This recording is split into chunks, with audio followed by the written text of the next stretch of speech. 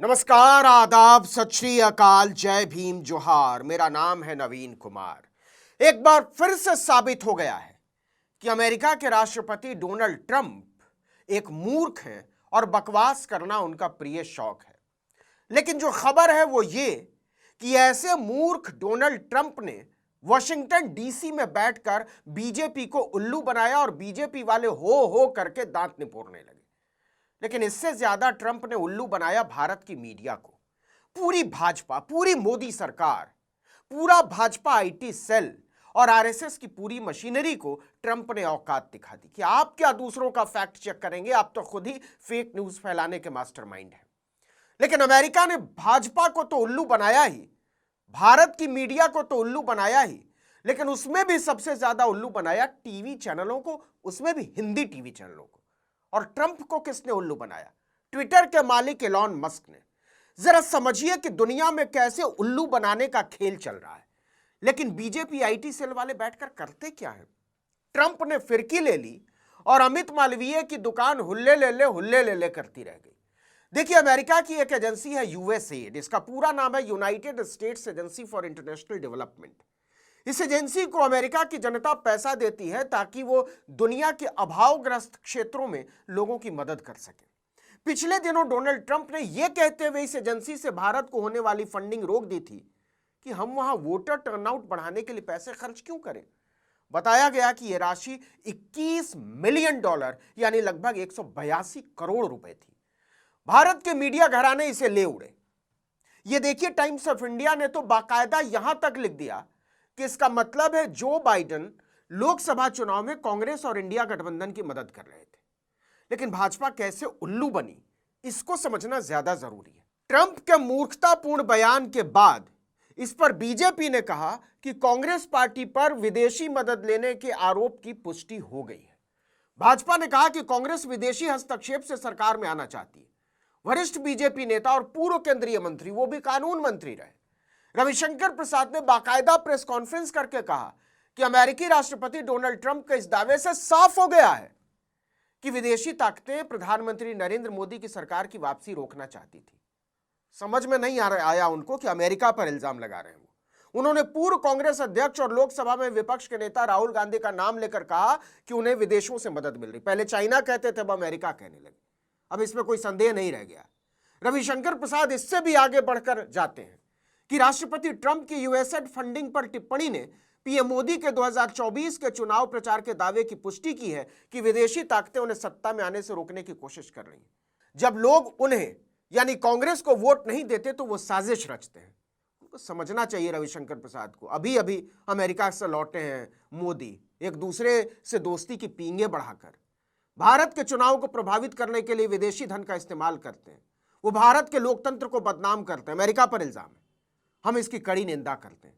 अब देखिए कि डोनाल्ड ट्रंप के जिस दावे के आधार पर पूरी भाजपा उछल कर साबित करने में पूरे दिन और पूरी रात जुटी रही कि कांग्रेस जो बाइडेन के भेजे, मतलब अमेरिका के भेजे पैसे के दम पर मोदी को सत्ता में आने से रोकना चाहती थी, वो ट्रंप का फैलाया हुआ एक फेक न्यूज था।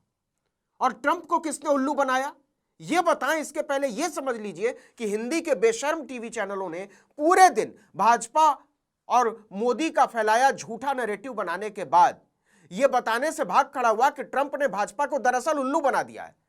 और असल खबर यह है कि भारत को ऐसा कोई पैसा अमेरिकी एजेंसी ने कभी दिया ही नहीं। यह देखिए इंडियन एक्सप्रेस की कतरन, इसमें साफ लिखा है कि एलन मस्क ने ट्रंप को बेवकूफ बनाया और ट्रंप ने बीजेपी को। फैक्ट चेक में पता चला है कि वोटर टर्नआउट बढ़ाने के लिए $21 मिलियन भारत को देने की जो बकवास डोनाल्ड ट्रंप ने की है वो झूठ है। इंडियन एक्सप्रेस ने पाया कि यूएसएड की ओर से मतदाता भागीदारी बढ़ाने के लिए मंजूर किया गया $21 मिलियन का फंड भारत नहीं बल्कि बांग्लादेश के लिए था। यानी वो राशि भारत के लिए थी नहीं, जिसे ट्रंप प्रशासन के नए डिपार्टमेंट डॉज ने रद्द किया है। इस नए डिपार्टमेंट की कमान पता है किसके हाथों में है? ट्विटर और टेस्ला के मालिक एलॉन मस्क के हाथों में। ये वैसे ही है जैसे सारे सरकारी महकमों को ठीक करने का ठेका मोदी जी अडानी अंबानी को दे दे, आओ सरकार को ठीक करो। डोज का फुल फॉर्म है डिपार्टमेंट ऑफ गवर्नमेंट एफिशिएंसी, यानी सरकारी कार्यकुशलता विभाग। और इस डिपार्टमेंट की अपनी कार्यकुशलता ऐसी है कि अपने राष्ट्रपति को ही दुनिया की नजरों में उल्लू साबित कर दिया कि इनको अपने देश के बारे में कुछ अता पता ही नहीं रहता। इंडियन एक्सप्रेस के मुताबिक साल 2022 में 21 मिलियन डॉलर की राशि बांग्लादेश के लिए मंजूर की गई थी।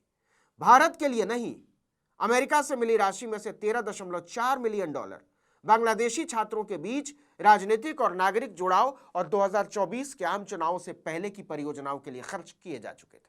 अमेरिका यह खेल शेख हसीना के बांग्लादेश की सत्ता से बेदखल होने से ठीक पहले खेल रहा था।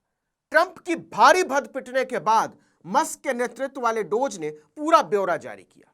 यूएसएड ने अपने अनुदान वाशिंगटन डीसी स्थित consortium for elections and political process strengthening के माध्यम से भेजे।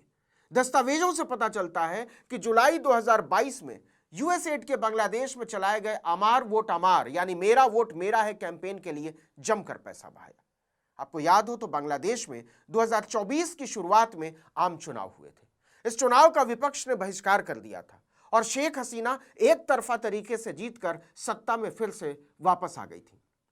लेकिन इन सब से बेखबर अमेरिकी राष्ट्रपति डोनाल्ड ट्रंप ने कह दिया कि भारत में वोटर टर्नआउट को बढ़ाने के लिए 21 मिलियन डॉलर की जरूरत नहीं है। मुझे तो लगता है कि यह रकम चुनाव को प्रभावित करने के लिए है। ट्रंप के इस बयान के बाद भारत में सवाल उठने लगे कि क्या अमेरिका की कोशिश भारत के चुनाव को प्रभावित करने की रही है।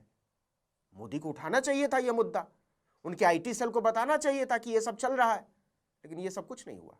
सबसे ज्यादा हंगामा भी मचाया भाजपा ने कि जो बाइडेन ने मोदी को सत्ता में तीसरी बार आने से रोकने के लिए विपक्ष के कैंपेन के लिए पैसा दिया, लेकिन 24 घंटे के भीतर पता चल गया कि इससे बड़ा झूठ और इससे बड़ी बकवास कुछ हो ही नहीं सकती। सोचिए कि इसी मोदी सरकार ने पिछले साल 20 मार्च को सोशल मीडिया पर लगाम कसने के लिए सरकारी फैक्ट चेक यूनिट से खबरों को पास कराने का नोटिफिकेशन जारी किया था, लेकिन सुप्रीम कोर्ट ने इस पर अभिव्यक्ति की आजादी में दखल मानते हुए रोक लगा दी थी। इससे पहले बॉम्बे हाई कोर्ट ने इस पर अंतरिम रोक लगाई थी। अभी भी इस पर बॉम्बे हाई कोर्ट में सुनवाई चल रही है। मीडिया का फैक्ट चेक करने चली इस सरकार की हालत यह है कि खुद सरकार और भाजपा के बयानों का फैक्ट चेक नहीं कर सकती। जरा सोचकर देखिए कि डोनाल्ड ट्रंप से लेकर नरेंद्र मोदी और भारतीय जनता पार्टी तक को अरबपति मीडिया मुगल बेवकूफ बनाते हैं और वो उन्हें सजा देने की बात तो छोड़िए, उनके इशारों पर नाचने तक से इनकार नहीं कर पाते। इस वीडियो में इतना ही, लेकिन अगर आपने आर्टिकल 19 इंडिया को अब तक सब्सक्राइब नहीं किया है तो फौरन कर दीजिए। बेल आइकॉन दबाइए, घंटी जैसी आकृति, लाइक कीजिए और कमेंट करके बताइए हमारा वीडियो आपको कैसा लगा। हमारा ट्विटर हैंडल है article19_India और मेरा ट्विटर हैंडल है नवीन जर्नलिस्ट। नमस्कार।